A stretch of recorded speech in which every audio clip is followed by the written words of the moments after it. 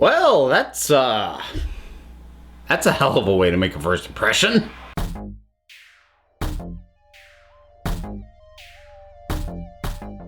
Black Mirror time again. I got through all of season 4. I enjoyed it. I'm now going all the way back to the beginning, working my way up to where I started. So I've got seasons 1, 2, 3 to get through. So let's start with season 1, episode 1, the national anthem. And folks, I gotta tell you something. I think I might be sick, like really sick, because I laughed. I laughed a lot. Like pretty much the, look, spoilers.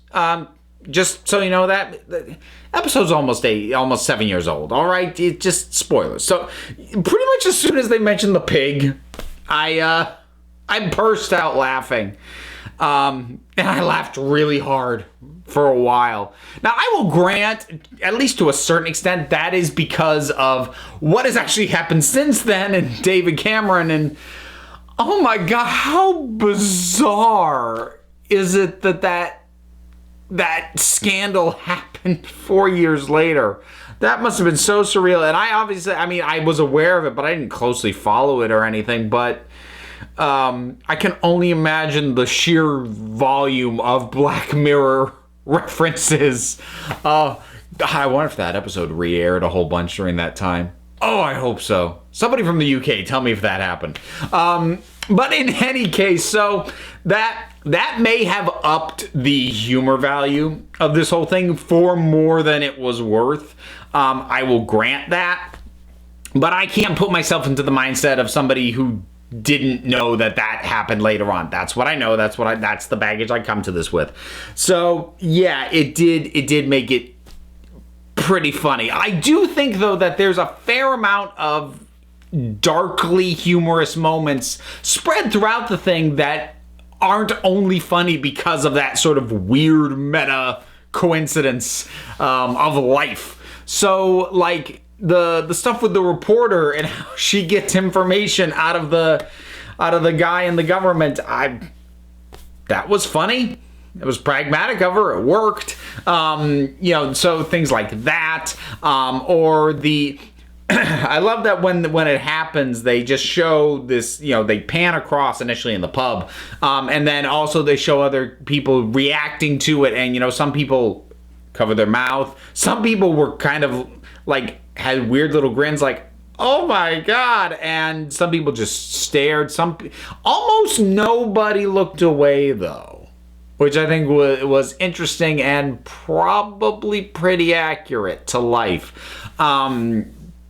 Or, just the part where this woman tries to turn it off and the guy's like, no, don't. She's like, he's been going for almost an hour. I'm like, oh, God. And again, I laughed. So, and here's the thing.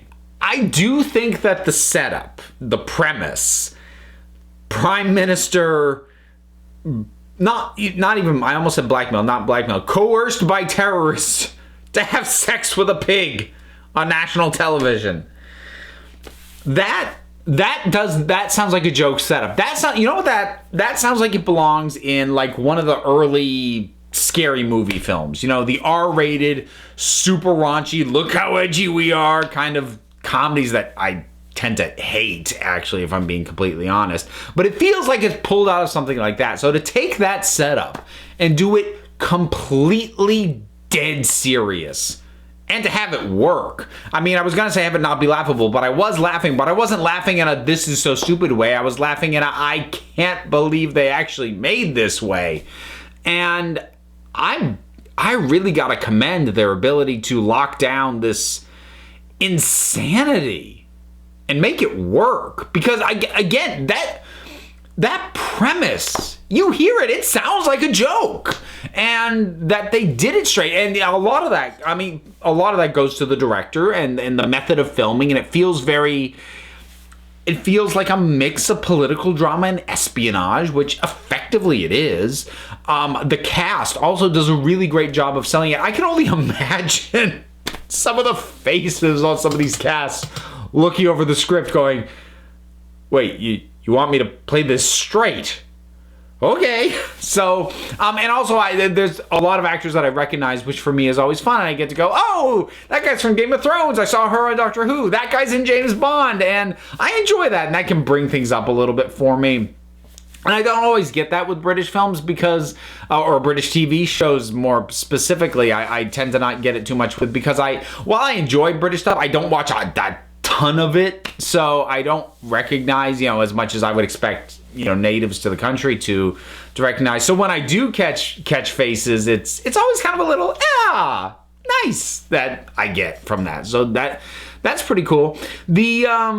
The technology factoring in on it was it was definitely there, because it was the technology of social media and how fast things spread and how irrelevant the old methods of keeping a lid on it are. We don't have an equivalent in the US, but in the UK they have the D-Notice, and they have these ways for the government to try and clamp down on the news media, and it doesn't matter. Once it's on the internet, it's there. Everybody can see it. And, so you stop the British news from running it, but CNN will run it. Al Jazeera will run it. And it's all over Twitter. So that way that the technology factored in, again, fits Black Mirror, but it was way less front and center. They really zeroed in on the drama of this guy trying to decide whether or not he's going to do this thing, and then the impact of his decision to do it. And I think that, more than anything else, those closing notes that actually happened during the ending credits are what really make this episode. And they are what make it Black Mirror, at least for me and for my understanding of what the show is.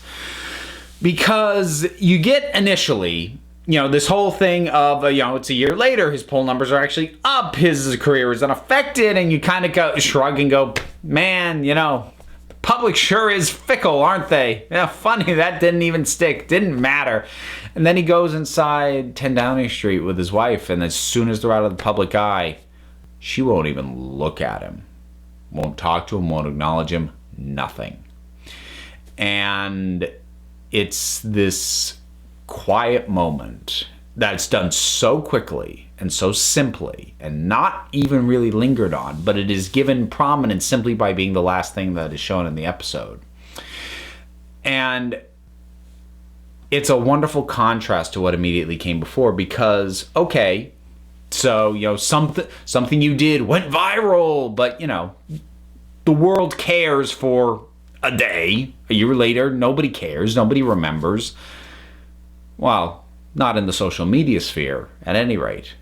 The people in your life, the people you love, the people you interact with and know day to day, they do care. And they're not so fickle. And they don't forget. And they may not be able to overlook the pain, the humiliation that they feel over something you did.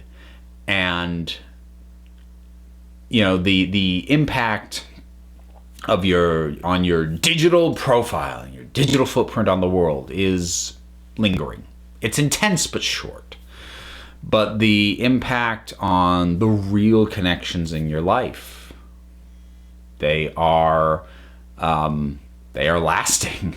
And that impact is what you actually truly have to live with, not the much showier impact of, a big splashy, hey, this thing happened, now it's trending on Twitter kind of thing.